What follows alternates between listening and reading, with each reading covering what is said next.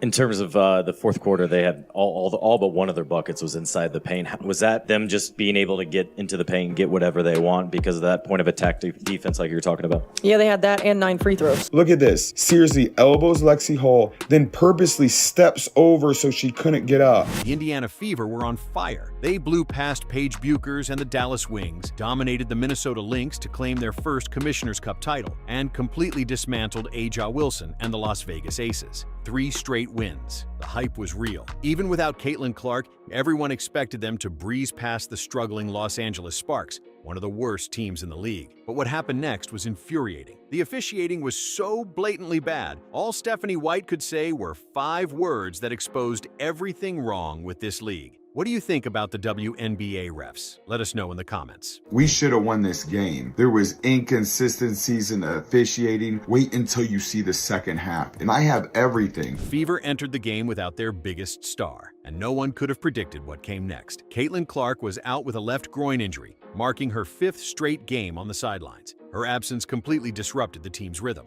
Without Clark's playmaking and scoring presence, the Fever looked like a shell of themselves. Finding out this morning that we probably need to hold out again today. It really is a day-to-day thing. And I think for us, making sure that we're prioritizing her long-term health and wellness. It's anybody who's had some of these types of injuries understand that sometimes it's a process. She's a quick healer and she's been doing everything that she can to get back on the floor. So, we just want to make sure that we're hypersensitive to the big picture. But that wasn't the end of their setbacks. Damaris Dantas was off representing her country in the FIBA Americas, forcing the Fever to reshuffle their rotations. Another key piece, gone. Dantas brought size, experience, and stability off the bench. Then came the bombshell. Danielle Robinson had quit the team entirely. 3 major losses all at once. And yet, the Fever were still favored. ESPN's matchup predictor gave them a 72.9% chance to win. MGM had them as 6.5-point favorites. The reasoning? Simple. The Sparks have been one of the worst teams in the WNBA all season. Meanwhile, Indiana was riding high after a dominant 3-game streak. Aaliyah Boston was in top form. Kelsey Mitchell was emerging as a leader. The chemistry looked strong. On paper, the Fever should have coasted to a win, but something was simmering beneath the surface. Without Caitlin Clark orchestrating the offense, the Fever's pace had slowed to a crawl. The ball wasn't zipping around the court like it used to. The energy, the urgency, it just wasn't there. Aaliyah Boston, usually a dominant force in the paint, wasn't getting the touches she needed to impose her will. The entire offensive flow that once clicked so seamlessly under Clark's leadership began to unravel. Sure, the Fever still had talent, multiple all-star caliber players who'd stepped up before. And the Sparks? They were a team barely holding it together, struggling to stay competitive night after night. So how, with all the odds in their favor, could Indiana possibly lose this game? Breanna Stewart, A'ja Wilson. Wait until you see what they did for Kelsey Plum tonight. They get all the calls. And guess what happens? The best center in the game. And guess what happens to her? She gets called for every touch foul and ends up in foul trouble this entire season and is still putting up MVP type numbers. What happens with Caitlin Clark? Have you ever seen her get a touch foul? Phantom call? No. The physicality, that's the WNBA when it comes to Caitlin Clark. Expectations were sky high. Most believed that raw talent alone would be enough to carry the Fever through. After all, this was a team that had already proven it could win under pressure. Even with key absences, Indiana still had championship-level talent on the floor. The Sparks, by contrast, were seen as little more than an afterthought, a team the Fever should have handled with ease. But this perfect storm of missing pieces set the stage for disaster. The chemistry that had looked so strong during their 3-game winning streak was, in truth, built around Caitlin Clark's leadership. With her gone, the system started to fray. The offense lacked direction. The role players who thrived in their defined positions were suddenly forced to stretch beyond their comfort zones. Responsibilities shifted, uncertainty crept in, and as the game tipped off, the weight of those absences, both strategic and emotional, began to drag the team down. What does it take to get a team to be more consistent, especially from you on the coaching side of things? Yeah, I think a couple things. There's always got to be a high attention to knowing personnel. Oftentimes you don't get a lot of practice time, and so going over a lot of their sets, which you do, but at the end of the day, making sure we know our personnel, who we're going to run off the 3-point line, what we're willing to give up. We've got to make sure that there's a high attention to detail there. Even as the team faltered, 3 players refused to let the Fever go down quietly. Leading that charge was Aaliyah Boston, who put on an absolute clinic in the paint. She finished with 23 points and 12 rebounds, a stat line worthy of a win. Boston shot 9 of 17 from the field and hit 5 of 7 from the free throw line, delivering exactly the kind of performance you'd expect from a cornerstone player. After being underutilized early, she finally got the touches she deserved when it mattered most.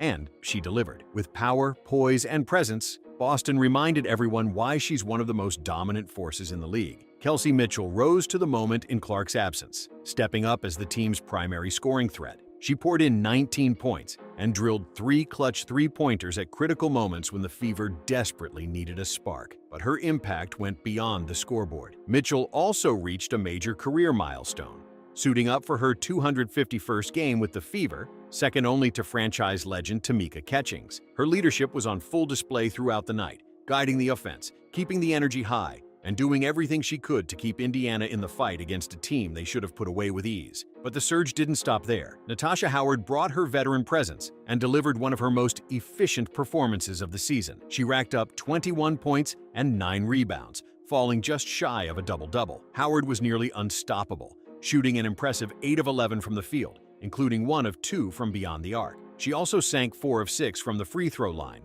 providing much-needed scoring and stability. Her impact wasn't limited to offense. Howard made her presence felt on both ends of the floor, stepping up in key moments and keeping the Fever within striking distance. Cunningham, Colson, give and go, and Colson hits a 3. These 3 players carried the entire team on their shoulders. They put up championship-level performances against a squad that, on paper, should have crumbled under the pressure. Aaliyah Boston owned the paint like the all-star she is. Kelsey Mitchell knocked down clutch shots that kept the Fever within reach, and Natasha Howard, with her veteran poise, made the kind of high IQ plays younger players just can't replicate. Picture it, Boston dominating down low, Mitchell catching fire from all over the floor, and Howard making smart, timely moves that kept Indiana's hopes alive. The comeback was unfolding in real time. The energy in the building shifted. You could feel the crowd starting to believe. The momentum was turning, and it was all leaning toward the Fever. There's Plum on the drive, hangs, and finishes. Here's where everything took a turn. Despite the individual brilliance on display, the game's narrative started to shift. Not because of the players, but because of the officiating. One questionable call after another went against the Fever, and it wasn't subtle. The tipping point? Sophie Cunningham was blatantly grabbed around the neck, and instead of a foul, the officials bizarrely called a jump ball. It was the kind of call that left fans stunned and players visibly frustrated. The momentum the Fever had worked so hard to build was now being undercut by decisions they couldn't control. As the clock ticked down and the game hung in the balance, the controversial calls just kept coming. One after another, the whistles seemed to work against the Fever. You could see the frustration boiling over on the court, not from lack of effort, but from the feeling that the game was slipping away for reasons beyond their control. Boston was still playing at an elite level, dominating the paint. Mitchell kept hitting the kind of shots that should have sealed a win. Howard was making smart, seasoned plays that screamed championship pedigree. But every time Indiana started to gain momentum, another questionable call snatched it away.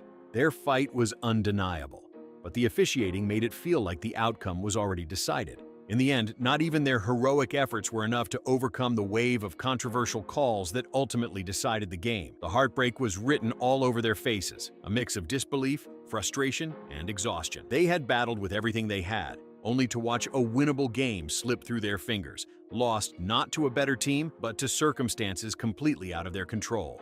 And this is fourth quarter. Look at this. This one pissed me off. Kelsey Plum seriously elbows Lexi Hall, then purposely steps over so she couldn't get up. After watching her team battle to the bitter end, only to fall in heartbreaking fashion, head coach Stephanie White finally stepped up to the podium. The post-game press conference was thick with tension. Her frustration wasn't hidden. It was etched into her face. She had just witnessed her players leave everything on the floor. Boston dominated the paint. Mitchell delivered in the clutch. Howard made all the right veteran plays. And still, it wasn't enough.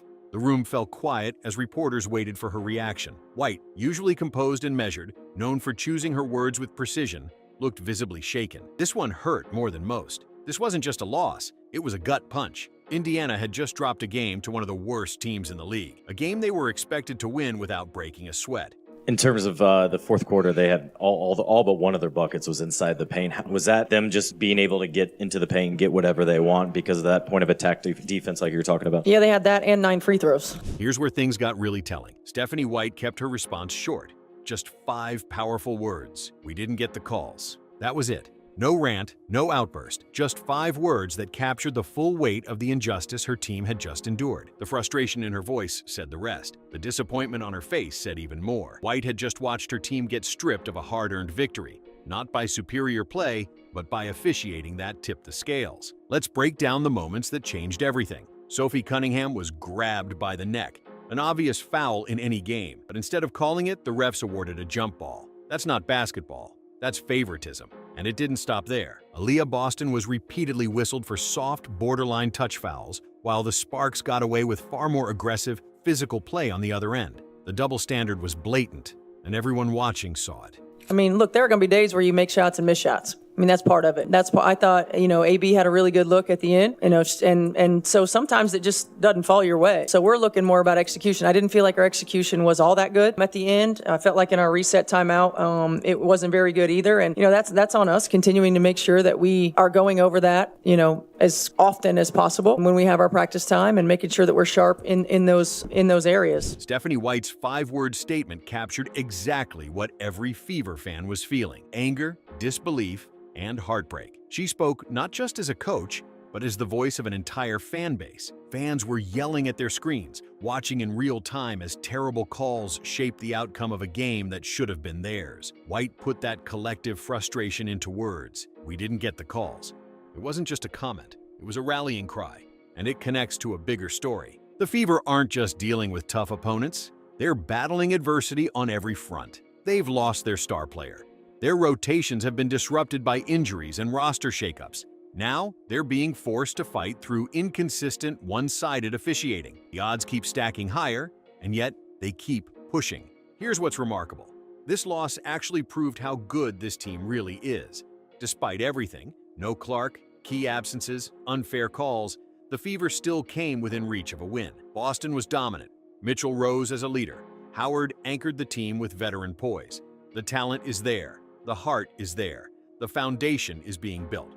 This isn't just a loss. It's a glimpse of what's coming. When Clark returns and this team is finally at full strength, this kind of adversity will be their fuel. White's words didn't just express frustration. They sent a message. This team refuses to back down.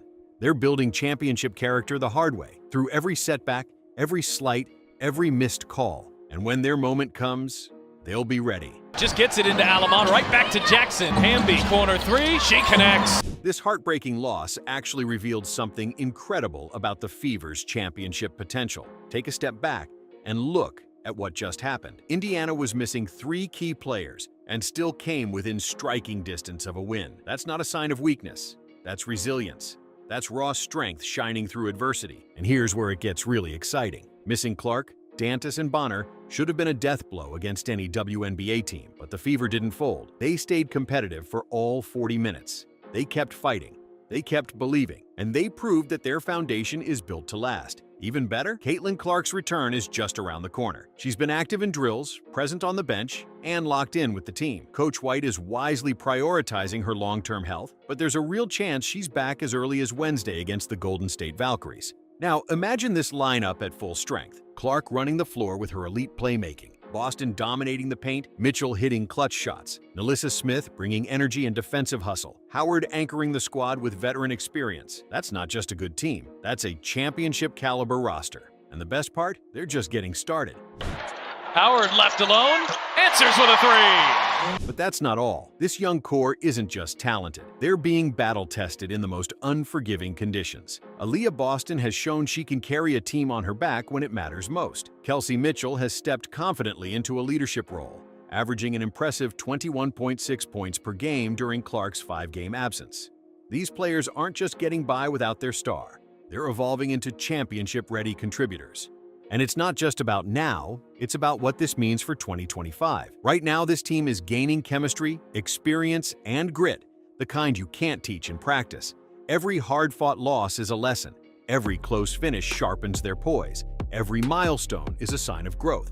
Mitchell just hit 600 career three-pointers. Howard surpassed 2,000 career rebounds. Boston is steadily cementing herself as a perennial all-star. This is a team quietly building something special. And when the full roster is healthy, they won't just be good. They'll be dangerous. Blum fires inside, Hamby ducks in and finishes. The road ahead offers the Fever a chance to prove just how dangerous they really are. Upcoming matchups against Golden State, Atlanta, Dallas, Connecticut, and New York, these are the kinds of games that forge championship teams.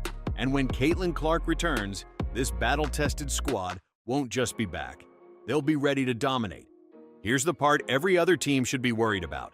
The ones that beat the Fever while they were down, the ones that capitalized on their injuries, their absences, their growing pains, they won't be forgotten. The Sparks have taken 2 games off Indiana this season. Other teams took advantage of a team still finding its rhythm.